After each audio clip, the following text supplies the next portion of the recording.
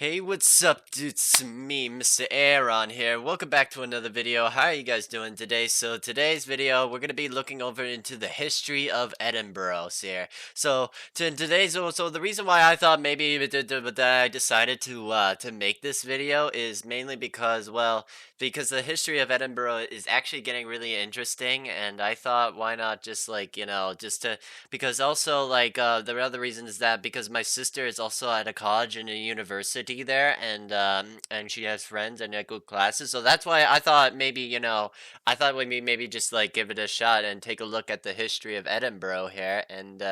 yeah. So, anyways, let's get to it here. Let's dive right into it. All right, so let's start with Edinburgh's ancient history. And then following back into the ancient times. So, the history of Edinburgh dates back to its ancient origins, backing in around 8,500 BC, followed by the Bronze and an Iron Age forts on the Castle Rock on Arthur's Seat, which is the site of the modern Edinburgh, was known for the Romans, as in the area of the Brittonic Volcanic tribe, and until not until then, which they've established like basically grain over agriculture and craftsmanship and everything until settlements had been grown before then, when the Romans had came in and then basically had built a fort that was nearby at the Cramond here, and the hill fort called the Dun Eiden was established into the golden in the early, which was then later in the early Middle Ages, which I'll get to later, and to but it was then like basically Scotland had because back then when England was then conquered by the Romans could not basically conquer Scotland because of like basically of the resistance of many of the red hair like Scottish fearsome warrior tribes here, and they were just strong, and basically they couldn't hold for the territory, and like basically they resisted against Roman rule here. And but then later on, after the Middle Ages, the area was controlled by the Anglian kingdom of Northumbria before becoming a royal residence for the Scottish kings at the foundation of Edinburgh in the 12th century. And then then there's the Anglo-Saxon and the Scottish rule here, because so basically like after the collapse of the Western Roman Empire in 476 here, Britain was then later opened and then later free to open invasions, which was then invaded by Anglo-Saxons and the and later also Jutes, and basically then later on the Vikings here, which was basically they conquered over million territories, and there was divided into multiple different states such as Cossacks, Kent, Sussex, and Brit, and Northumbria here, and later and they were also seen as iron and craftsmanship, and later got as settlements here and so on, and like because then like with the through the significant overlap and the conflict between them, with the Anglo-Saxon rules refer to the area as the England into the 7th to the 11th centuries, characterized by the consolidation of various kingdoms here and eventually unification under a single monarch, but also ruled by Scandinavian kings like the Vikings here, because back then, the Vikings had invaded, such as like the kingdom of Lindisfarne Monastery here in Northumbria here in 791 here, and which they burned and sacked the church here, and it was basically marked the beginning of the era of another European history known as the Viking Age here, which the Viking Age was basically a long rule of conquering, and basically they were conquered and established settlements and the territories which they conquer basically all of Britain and Scotland, and also pretty much some of Ireland here, which they also established settlements such as Dublin and Cork here, which were very important and lucrative slave trading hubs here, and that they were actually established a stage called known as that the Vikings did establish, known as later the Danelaw, which the Danelaw was controlled what is now much of England here, but then King Alfred the Great had basically in the southern then like basically had to fight back in of Wessex there, and he then later beat up the Danes here and conquered much of like basically that was big back then, before the Viking rule. It was both controlled by the Kingdom of Mercia here, which it was the 1690s, was extremely powerful, but that had later changed to the late 17th century because of the Vikings that invaded, and And then later, after the Northumbria was then established, which then like it was a state here, which basically discriminated many of the the Danes and established law codes and their customs, cultures, and traditions. And until then, after when the kingdom of Wessex had then invaded, that's where Gornal they basically called the kingdom until then like when they until he had then until his death or came to the throne, and then later that did later the Britain was also basically controlled by also under the Vikings here, like basically then like the great under the Great North Sea Empire here until then like when it collapsed in 318 until fighting broke out. Not until when Harold Harada had came along here and basically basically invaded northern parts of England here, in which then like later they were defeated in the Battle of Stamford Bridge here until then the Viking era came to end in England here. And so, the Danish, and anyways, Scottish rule has emerged as separate kingdoms, like such as Gaelic, Picts, and the British kingdoms, developing a feudal and kin-based social structure and history of struggle, and with powerful nobles and border conflicts with England.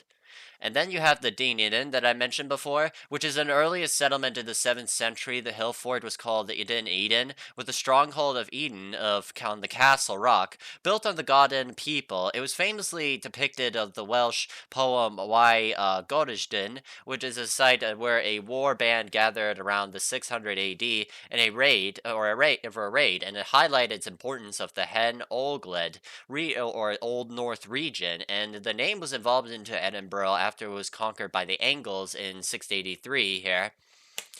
And then you also then after later Viking rule, we have Scottish control of Edinburgh, in which in 818 Edinburgh was legionary of Lothian were brought into under Scottish control by Malcolm II and defeated Northumbria forces at the Battle of Carham. This event secured the kingdom of Scotland largely establish a modern border between England and Scotland, but previously known as a territory that was meant to be part of the Angelin Kingdom of Northumbria, because England and Scotland had basically bad relationships, and even after when like the English kingdom was then established here, they tried to compensate over trade and the kingship and all that stuff, but Scotland refused and like fought back against their independence, and this later led to also Scotland's War of Independence from England here, which I will later get to in this video later, and but like then the Scots later figures such as Robert the Bruce and then William Wallace here, who fought their independence from the English king over taxes and like landlords and purchased lands and all that kind of stuff here. And then you'll also have the royal burgh, which was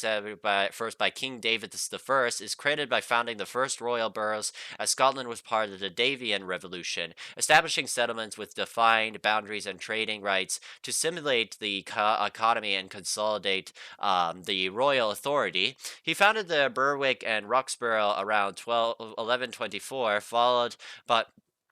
by the others like Stirling and the Dunfermline and the Perth and Scone and Edinburgh by 1130. His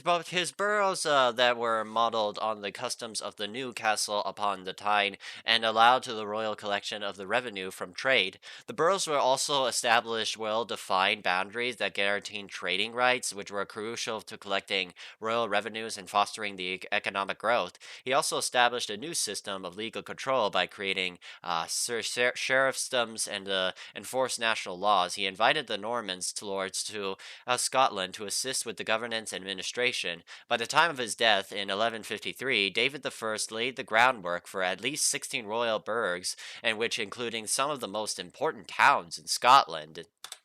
And so let's talk about King David I of Scotland. So when he ruled over Scotland by the start of 11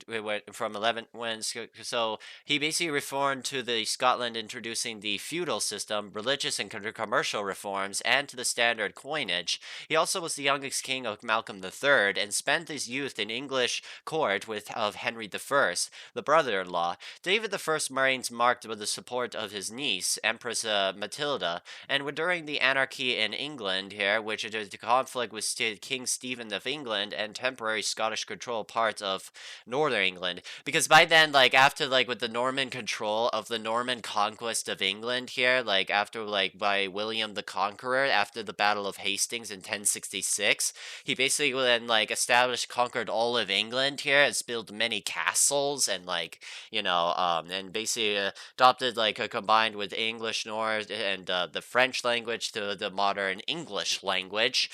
and like basically that until after the king was dead, England was having like basically a whole succession crisis because that's why they call it the anarchy because there is no rule, no governments, and until the rule, and it was basically anarchy and chaos, which led to Scotland having the opportunity to conquer northern parts of England.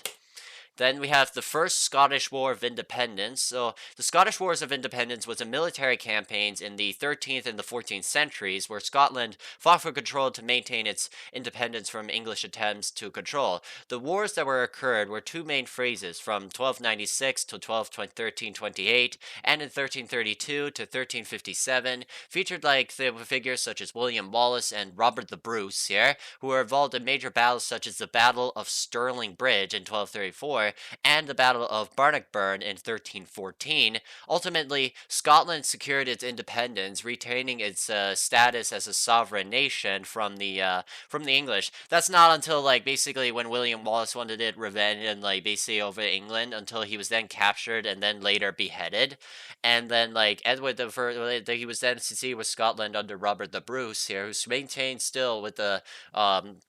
his Scottish independence as when he became the ruler of Scotland by that time because he aided his brothers into the Scottish and the English Ohio courts here. And so Edward the First Scotland invaded in 1266, led into the First War. William Wallace was that I mentioned fought in the Battle of Stirling Bridge in 1296, but also losing the Battle of Falkirk in 1298. Robert the Bruce emerged as a leader and crowned the king in 1306, but initially faced setbacks. Bruce's fortunes improved that after Edward the First died in 1307, and the Scots were a decisive victory at the Battle of Bannockburn in 1314. Scott, until then, after the grassy and brutal fighting, the War of Independence was officially recognized in 1328 with the Treaty of Edinburgh Northampton, which marked the end of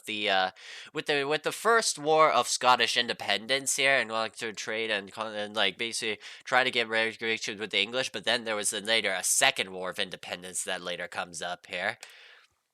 So the Second War of Scottish Independence was it was fought after the death of Robert the Bruce when Edward Balliol, son of King John Balliol, would launch the English-backed invasion to seize Scotland's throne, and from David II, who was still a child then.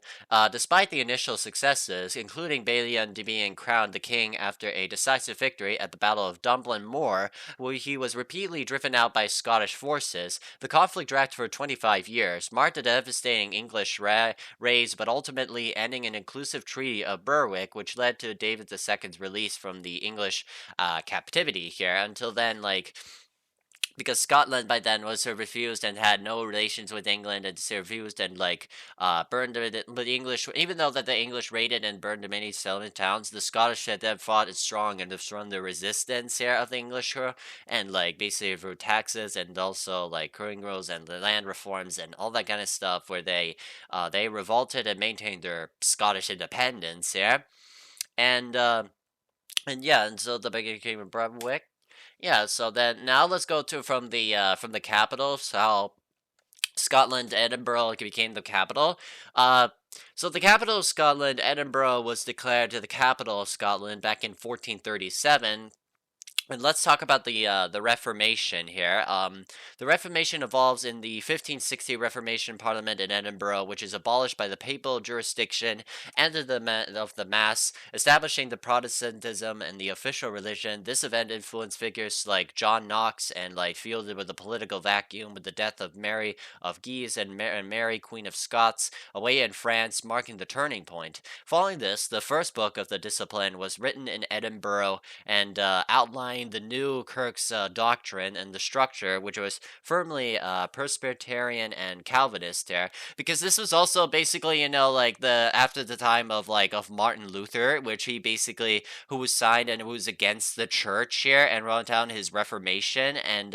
adopted into the state of between Catholic and Protestant religions throughout Europe here, and which culminated in many wars and civil wars and conflicts that later, like in the such as like the 30 Years War, when and which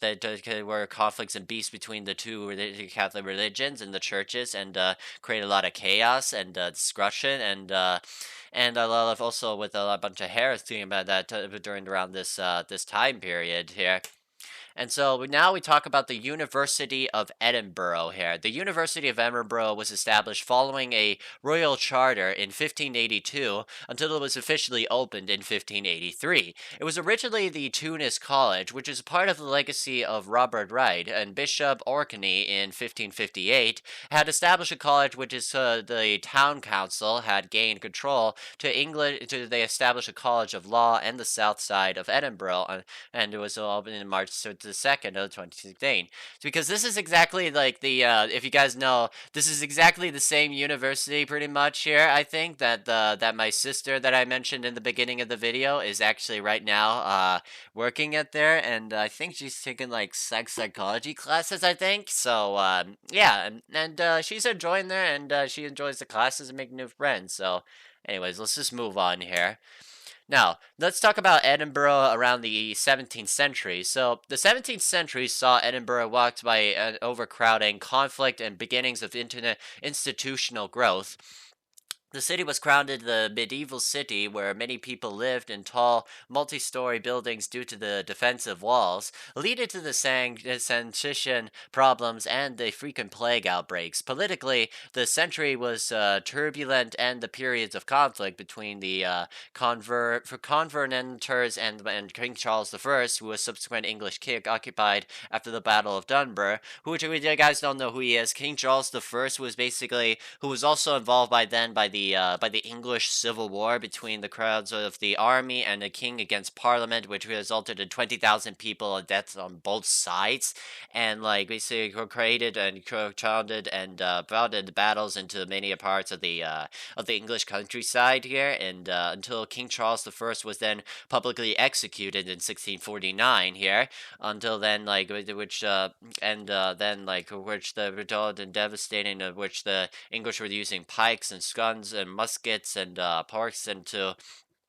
was fought against between the king against Parliament here. But those two wars that later it resulted in both of them resulted in the Parliament's victory, in which then Oliver Cromwell, the head of a military dictatorship, established England that there was experience over republicanism, and that it was no longer established has a monarchy here, and did a bunch of English reforms here, and such as reforming during drunkenness, and also banning the celebration of Christmas here, and all through true laws, and people were starving and dead and having famine, and they didn't have enough good foods here. Until then, England was not ruled by and also because it was ruled by basically more like a commonwealth, which is also united also under Scotland here, and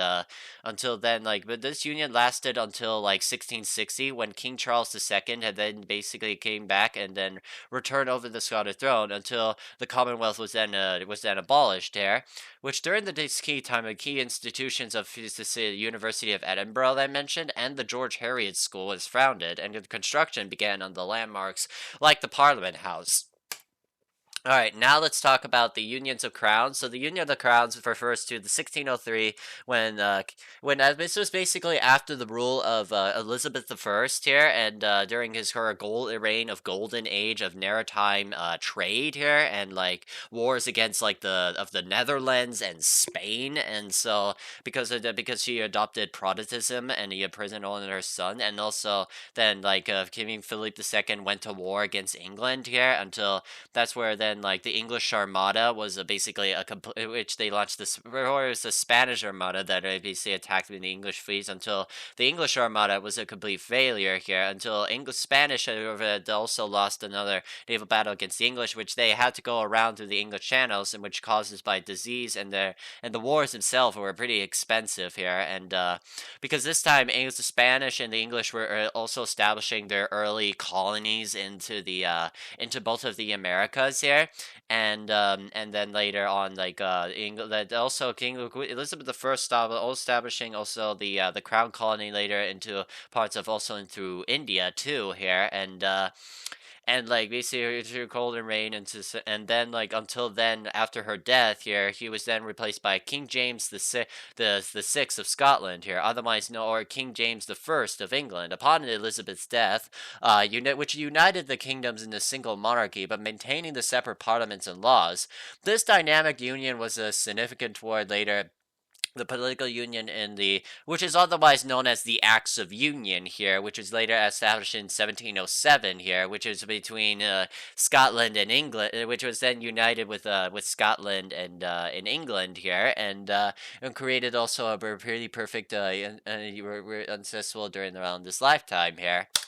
Now let's talk about Edinburgh in the 18th century. So the 18th century, Edinburgh transformed from an overcrowded university of the center of the Scottish Enlightenment and the construction of a new, elegant Georgian town. And it's the city's overcrowding led to the creation of the new town plan north of the old town to relieve the pressure of the accommodate of the rising merchant of the profession class, while the old town remained home to the poor, and the new town attracted the wealthy and established Edinburgh as a minor European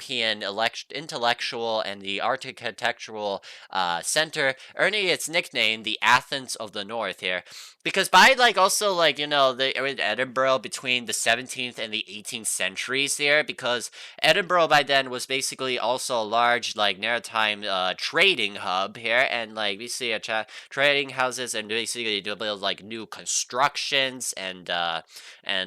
the 18th century was also basically a time of also the Enlightenment, such as Enlightenment thinkers such as Adam Smith and David Hume, which I'll get to those guys way later, but it's basically overcrowded basic growth in terms of the economics, cultural, and scientifics, and mathematics and stuff, and that basically that they were the maritime training power, and they were and then basically became one of the most wealthiest cities of all time here, and until we were over the rich and the poor, and yes, so and where the town structures and all that kind of stuff, and also there's also different class systems, and also the intellectual and basically architectural center that I mentioned.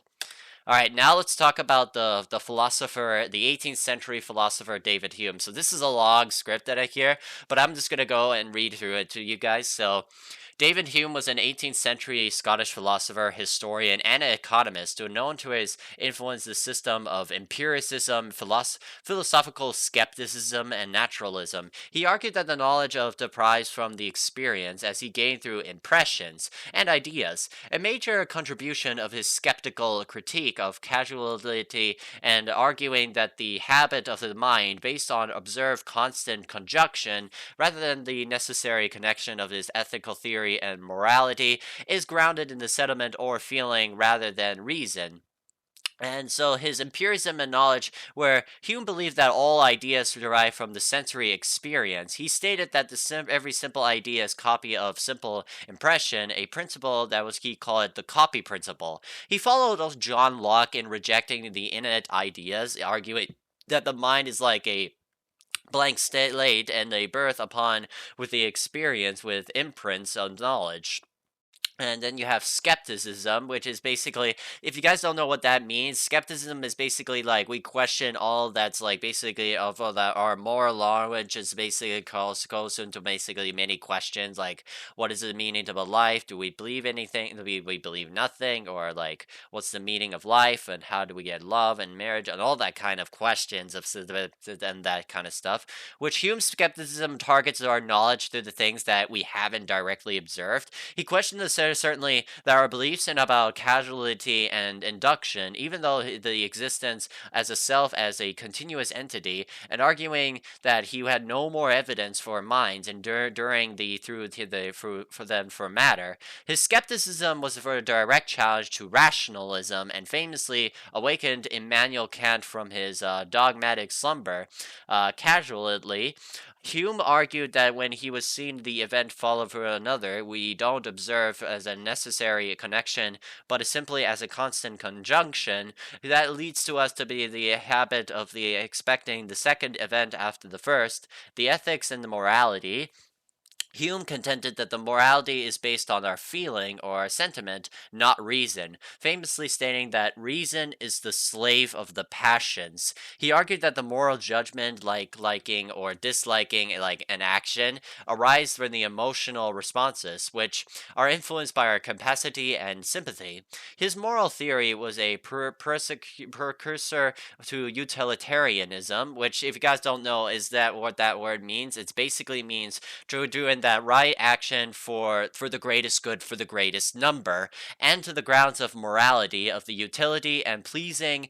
consequences of actions. And through his perspective of religion, Hume offered that a secular moral theory challenging arguments of the existence of God, and suggesting that religious beliefs are rooted from human psychology and sentiment rather than the rational proof.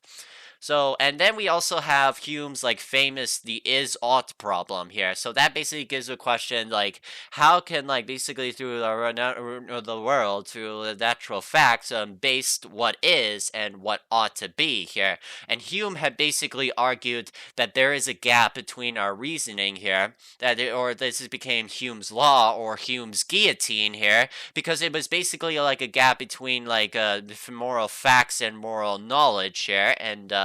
there was impossibilities to like basically bridge like this old gap, because it relies on the morality through like the utilitarian principles, and there are a lot of problems with this theory, and that people have to face through these kind of is or out problem. The is or out problem was a physical argument that famously articulated by David Hume, which states that one cannot logically derive from the statement with what an ought to be a statement of what is. The problem highlights that a logical gap between the descriptive statements of fact and prospective moral statements, arguing that you cannot jump to an is to an ought without the bridge or a hidden moral premise. For example, just because something is a certain way in nature does not mean it should be that way morally.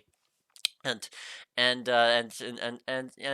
that's what I mentioned before. Like the is odd get, you can like basically you cannot get an ought for an is just because something is something not to be. And I've also got you guys also these two YouTube like philosophy videos. So if you guys want to see and watch more videos to learn more about David Hume here and his philosophy, I'll put these videos in the link in the description down below here.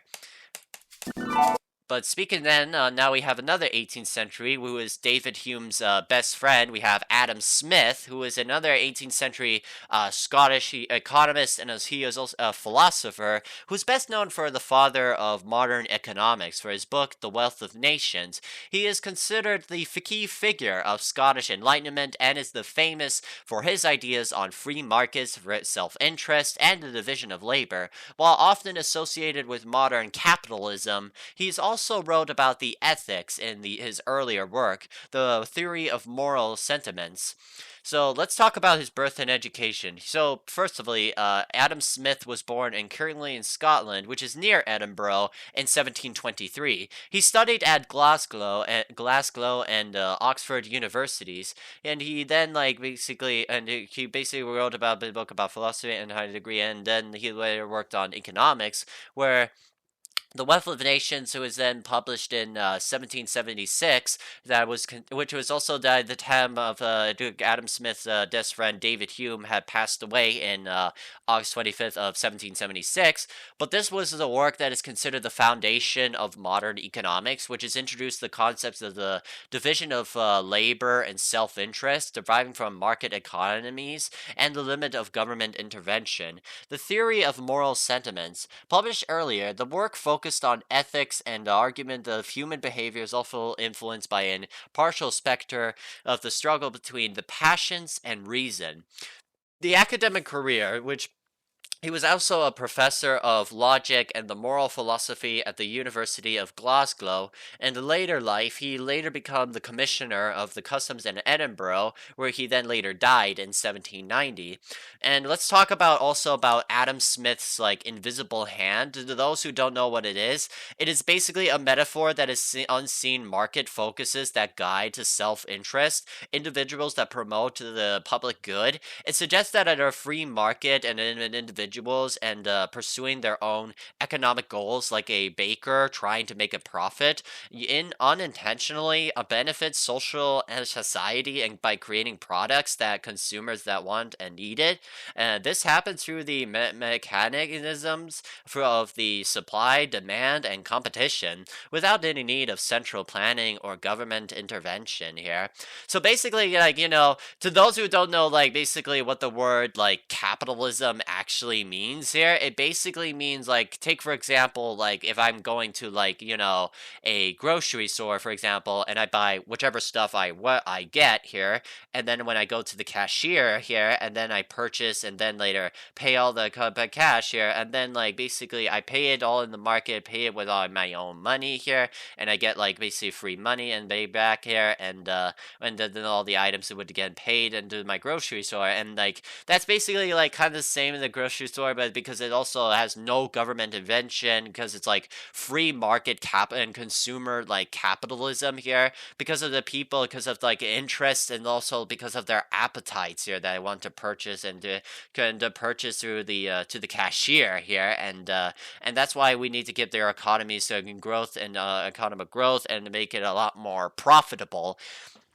without any government intervention here. And I also publish also videos of the political philosophy of Adam Smith and his invisible hand on the top right, but also on the bottom left we talk about like later with Adam Smith versus Marx, between capitalism and communism here, so or Marxism. And so if you guys want to learn more about these videos here, I'll put them also in the link in the description down below here.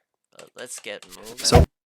Alright, so now let's talk about England around the Industrial Revolution in the 19th century. So, the 19th century Industrial Revolution saw Edinburgh experience with a population growth and expansion, driven by industries growing printing and engineering. While the neighbor Glasgow became a dominant industrial center, the city developed its famous new town, attracting a larger population that led to a significant housing development. It maintained a role as a legal and financial capital, though less heavy industry than Glasgow. The traditional industries of Edinburgh is that Edinburgh's traditional strengths in brewing, printing, and distilling continued to expand during this period. In the new industries, the city was also saw the development of new industries, including rubber quirks and engineering firms. But the decline of heavy industry, while Scotland oversaw major growth in heavy industry like textiles, coal, iron, and became leader of the shipbuilding and Clyde, Edinburgh less focused on these sectors than Glasgow. Because like basically this is also time when we originated from England, because of like they introduced like the working shopping in the factories here, and like basically they construct the railroads, telegraph lines, and light bulbs, and like production of also many goods, and the spinning jenny, and like the construction of the train railroads, and subway station, and basically also an industrialized build many towns and neighborhood, and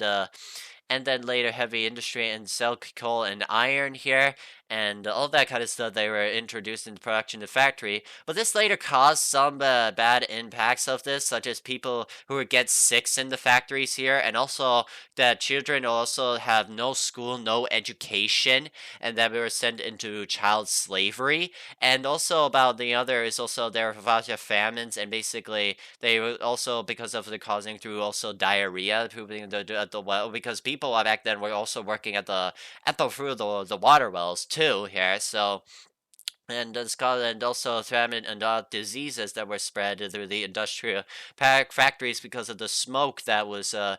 contaminating into the factories, which later came through sunset, would later cause even worse when because of causing with through climate change.